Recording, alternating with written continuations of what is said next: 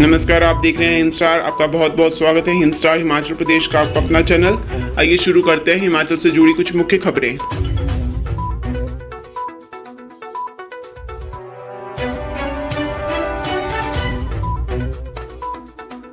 योगी बोले, आतंकवाद, अलगाववाद व माफिया के साथ साए की तरह रहा है कांग्रेस का हाथ। उत्तर प्रदेश के मुख्यमंत्री योगी आदित्यनाथ ने कांग्रेस पर कड़ा प्रहार करते हुए कहा कि देश में प्रधानमंत्री नरेंद्र मोदी के नेतृत्व में 8 साल से जो प्रगति हुई है, कांग्रेस उतना अपने 55 साल की सत्ता में नहीं कर पाई है।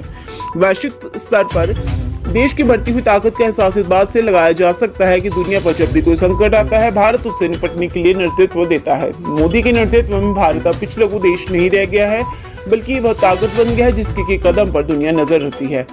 1992 में जनसंघ की स्थापना के बाद डॉक्टर श्यामा प्रसाद मुखर्जी ने एक देश दो प्रधान दो निशान का विरोध किया था।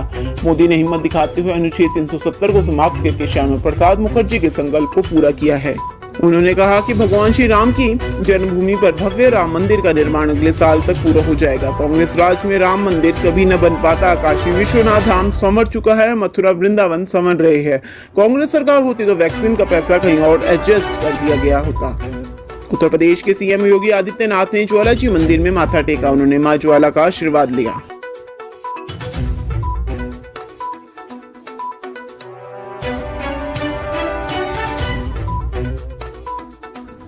भाजपा राष्ट्रीय अध्यक्ष जेपी नड्डा ने शुक्रवार को कुसुम्पटी विधानसभा क्षेत्र के न्यू शिमला में भाजपा प्रत्याशी सुरेश भारद्वाज के लिए रोड शो किया। 3 किलोमीटर रोड शो में उन्होंने भाजपा प्रत्याशी के पक्ष में मतदान करने का आह्वान किया। इस दौरान उन्होंने राष्ट्र हित में मतदान करने की बात भी कही। जेपी नड्डा के स्वागत में सड़क के दोनों किनारों में सैकड़ों की संख्या में लोग एकत्रित थे। इस दौरान भारी संख्या में भाजपा कार्यकर्ताओं ने घरों और दुकानों में जाकर भी लोगों से वोट मांगे। जेपी नड्डा खुद लोगों से वोट मांग रहे थे। बीसीसीएस चौक में खुली जीप में जेपी नड्डा के साथ शहरी विकास मंत्री सुरेश भारद्वाज मौजूद थे। इसके अलावा कसुम्पटी मंडल के अन्य नेता और शिमला के बाकी सभी नेता रोड शो में जो खुली जीप में उनके साथ चल रहे थे। भाजपा ने इस बार सुरेश भारद्वाज के विधानसभा क्षेत्र को शिमला से बदलकर कसुम्पटी विधानसभा क्षेत्र के चुनावी समर में उतारा है। इसलिए हाईकमान उनका पूरा ध्यान भी रख रहा है। इससे पहले भाजपा के राष्ट्रीय नेता और केंद्रीय गृह मंत्री अमित शाह ने भट्टाकुफर में आकर चुनावी रैली सुरेश भारद्वाज के पक्ष में की।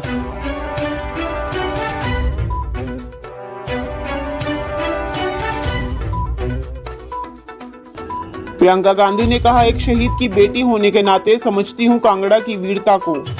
प्रियंका गांधी ने कहा कि हिमाचल प्रदेश में इस बार कांग्रेस की सरकार बनकर रहेगी। उन्होंने कांगड़ा के वीरों का विशेष जिक्र किया। उन्होंने वीरों और शहीदों का जिक्र करते हुए कहा कि वह स्वयं भी शहीद की बेटी है। जवाहरलाल नेहरू और इंदिरा गांधी के साथ हिमाचल प्रदेश के साथ संबंधों का जिक्र करते हुए भावनात्मक स्वर छेड़ा। हिमाचल प्रदेश को प्रदेश का दर्जा देने के लिए उन्होंने इंदिरा गांधी के प्रयास याद दिलाए। कांग्रेस नेता प्रियंका गांधी कांगड़ा जिले के नगरोटा बंगवा में सभा को संबोधित कर रही थी। उन्होंने कहा कि सरकार बदलने का समय आ गया है। अब आवश्यक है कि हिमाचल प्रदेश में कांग्रेस की सरकार बनकर विकास को नई दिशा दी जाए। उन्होंने सभी देवी देवताओं को याद करते हुए कहा कि वह सौभाग्यशाली है कि उनका घर भी देवभूमि और वीरभूमि में है।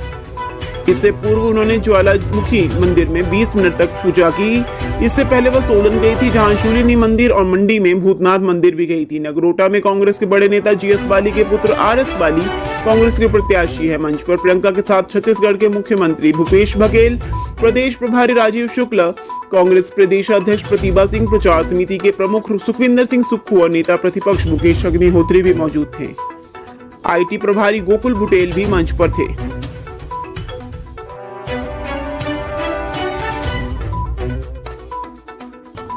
ऊना जिले के विधानसभा क्षेत्र गगरेट में अब अंतिम चरण का चुनाव प्रचार पूरे उफान पर है। लगातार नुक्कड़ सभा और बैठकों का दौर जारी है। इसी कड़ी में कांग्रेस प्रत्याशी चैतन्य शर्मा ने विधानसभा क्षेत्र गगरेट के अलग अलग गांवों में 6 नुक्कड़ सभाएं की। चैतन्य शर्मा ने कहा कि डबल इंजन की सरकार ने क्षेत्र के लिए कितने विकास कार्य किए, कितने लोगों की आर्थिक स्थिति सुधरी, कितना रोजगार आया और महंगाई पर क्या हुआ, ये सब जानते हैं। आज उद्योग नहीं है, उद्योग है तो कामगारों की सुविधा नहीं है।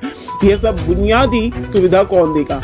हमने 3 साल में एक कोशिश की जिसके माध्यम से शिक्षा, स्वास्थ्य और रोजगार पर कार्य किया है। 40,000 के करीब बच्चों को छात्रवृत्तियां दी हैं। 20,000 के करीब सोलर लाइट्स लगाए गए हैं। स्किल डेवलपमेंट के लिए बच्चों को ट्रेनिंग दी है। गगरेट में सिविल अस्पताल की व्यवस्था पूरी तरह चरमा चुकी है। एक मल्टी स्पेशलिटी अस्पताल बनाने जा रहे हैं, जो चुनाव आचार संहिता हटते ही 18 महीने में बनकर तैयार किया जाएगा। ऊना जिले के विधानसभा क्षेत्र गगरेट में अब अंतिम चरण का चुनाव प्रचार पूरे उफान पर है। लगातार नुक्कड़ सभा और बैठकों का दौर जारी है।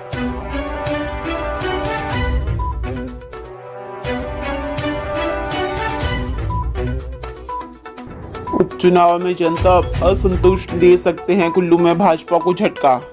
14वीं विधानसभा के चुनाव में कुल्लू जिले में सत्ताधारी दल भाजपा को मंडी संसदीय क्षेत्र के उपचुनाव की तरह झटका लग सकता है। जिले के चारों विधानसभा क्षेत्रों में असंतुष्ट अधिकृत प्रत्याशियों व पार्टी नेतृत्व के लिए सिरदर्द बन गए हैं। संगठन में कई कार्यकर्ताओं को अहम जिम्मेदारी मिली है। गोविंद ठाकुर व संगठन के पदाधिकारी लोगों की आशा व आकांक्षाओं पर खरे नहीं उतर पाए हैं। गोविंद ठाकुर के पास पहले वन, परिवहन एवं खेल मंत्री का दायित्व था। तीनों विभागों में वह कुछ खास नहीं कर पाए। मंत्रिमंडल के पुनर्गठन के बाद उन्हें शिक्षा, कला एवं संस्कृति मंत्री का दायित्व मिला था। शिक्षा विभाग में कोई बड़ा बदलाव हुआ नहीं, वह केंद्र से कोई संस्थान ला पाए। वह मात्र अपने विधानसभा क्षेत्र मनाली तक सीमित रहे। इसका खामियाजा उपचुनाव में भाजपा को भुगतना पड़ा। मनाली विधानसभा क्षेत्र में असंतुष्ट अधिवक्ता महेंद्र ठाकुर ने निर्दलीय मैदान में उतर उनकी मुश्किल बढ़ा दी है। कुल्लू में पूर्व में पार्टी के उपाध्यक्ष रहे राम सिंह भी निर्दलीय मैदान में हैं।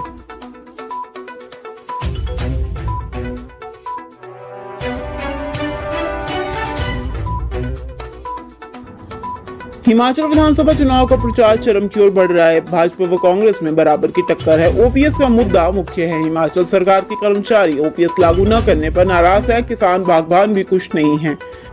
कांग्रेस पार्टी के प्रचारक जनता के बीच इन सभी मुद्दों को भुनाकर सत्ता वापसी की राह निकालने की उम्मीद में हैं। कांग्रेस ने सत्ता में आने पर 10 दिन के अंदर ओपीएस बहाली की घोषणा की है। प्रदेश में करीब 3.5 लाख सरकारी कर्मचारी हैं। इनमें करीब 1 lakh new pension scheme NPS वाले कर्मचारी हैं। ओपीएस के मुद्दे पर सरकारी कर्मचारी भाजपा के हाथ से फिसलते दिख रहे हैं। भाजपा नेता कांग्रेस पर ओपीएस को लेकर कर्मचारियों को गुमराह करने का आरोप लगा रहे हैं। कांग्रेस ने छत्तीसगढ़ व राजस्थान में ओपीएस देने की घोषणा की है, लेकिन धरातल पर घोषणा के अलावा भी कुछ नहीं हुआ है। भाजपा मोदी है तो ओपीएस मुमकिन है कि बात कर कर्मचारियों को अपने पाले में रखने का प्रयास करती दिख रही है।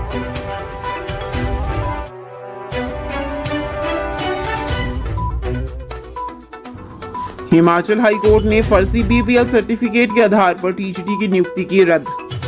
बीपीएल प्रमाण पत्र के आधार पर गलत तरीके से प्रशिक्षित स्नातक अध्यापक यानी टीजीटी पद पर पाई नियुक्ति को प्रदेश हाईकोर्ट ने रद्द करने का आदेश दिया है। न्यायाधीश तरलोक सिंह चौहान व वीरेंद्र सिंह की खंडपीठ ने गुरदास राम की याचिका का निपटारा करते हुए निर्णय सुनाया। याचिका में दिए तथ्यों के अनुसार पंचायत नांगल चौक के प्रधान ने अपने कार्यालय में अपने पुत्र के लिए फर्जी बीपीएल प्रमाण पत्र जारी करवाया। इसके आधार पर वह टीजीटी के पद पर शिक्षा विभाग में 29 सितंबर 2017 को नौकरी हासिल करने में कामयाब हो गया। प्रार्थी की ओर से निदेशक शिक्षा विभाग को शिकायत भेजी गई थी कि निजी तौर पर बनाए प्रतिवादी का नाम गलत तरीके से बीपीएल परिवार में दर्ज कर लिया गया है, मगर कोई कार्रवाई नहीं हुई है। उसने उपमंडलीय दंडाधिकारी देहरा जिला कांगड़ा के समक्ष प्रमाण पत्र रद्द करने बाबत केस भी किया, मगर कोई कार्रवाई न किए जाने की स्थिति में याचिका दाखिल की। न्यायालय ने पाया कि प्रतिवादी के पक्ष में जारी किया गया बीपीएल प्रमाण पत्र फर्जी है, जिस कारण वह टीजीटी के पद पर सेवा करने का हक नहीं रखता। कोर्ट ने निदेशक शिक्षा विभाग को आदेश जारी किया है कि प्रतिवादी के टीजीटी के पद पर जारी नियुक्ति को रद्द कर दिया जाए।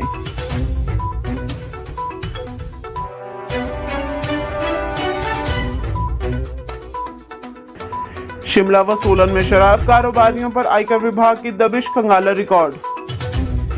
हिमाचल विधानसभा चुनाव के बीच प्रदेश में विभिन्न स्थानों पर आयकर विभाग ने शराब कारोबारियों के ठिकाने पर छापेमारी की है। ये दबिश शिमला व सोलन जिला के शराब कारोबारियों पर की गई है। ऊना जिले के हरेली विधानसभा क्षेत्र के तहत पड़ते बाथड़ी गांव की सीमा पर स्थित बैरियर पर एसएसटी सर्विलांस, हिमाचल पुलिस और आईटीबीपी के जवानों ने एक कार से 5,26,914 रुपए नकदी बरामद की है। हरोली क्षेत्र के बाथड़ी गांव की सीमा पंजाब के होशियारपुर जिला के गढ़शंकर व रूपनगर जिला से सटी हुई है, इसलिए जिला ऊना प्रशासन ने इस क्षेत्र को अति संवेदनशील की श्रेणी में रखते हुए नाकाबंदी की है।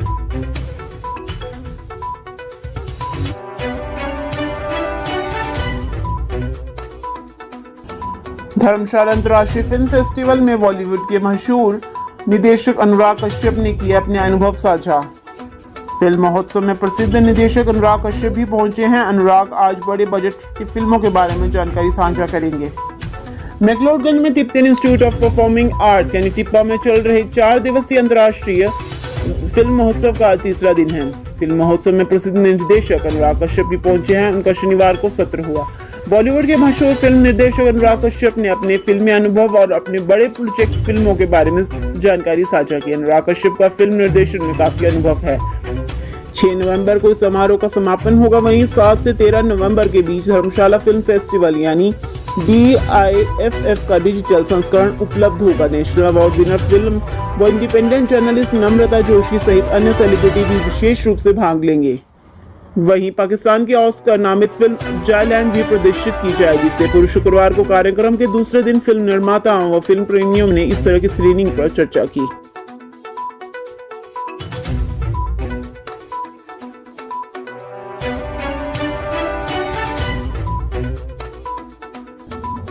पश्चिमी विक्षोभ के चलते अब देश के कई हिस्सों में होगी भारी बारिश। IMD ने जारी किया अलर्ट। मौसम की जानकारी देते हुए भारतीय मौसम विज्ञान केंद्र ने कहा कि तमिलनाडु, पुडुचेरी, कराईकल और केरल के माहे में 5 से 7 नवंबर के बीच गरज के साथ बारिश हो सकती है। मौसम विभाग ने यह भी भविष्यवाणी की है कि एक ताजा पश्चिमी विक्षोभ यानी वेस्टर्न डिस्टर्बेंस 4 नवंबर से पश्चिमी हिमालय क्षेत्र और 5 नवंबर से आसपास के मैदानी इलाकों को प्रभावित कर सकता है।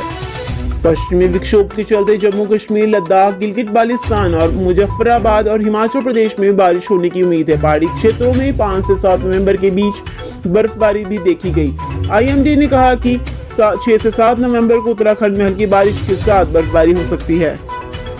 पश्चिमी विक्षोभ के चलते अब देश के कई हिस्सों में होगी भारी बारिश। IMD ने जारी किया अलर्ट। मौसम की जानकारी देते हुए भारतीय मौसम विज्ञान केंद्र ने कहा कि तमिलनाडु, पुडुचेरी, कराईकल और केरल के माहे में 5 से 7 नवंबर के बीच गरज के साथ बारिश हो सकती है। हिमाचल की हर खबर पाने के लिए हिंद स्टार से जुड़ें।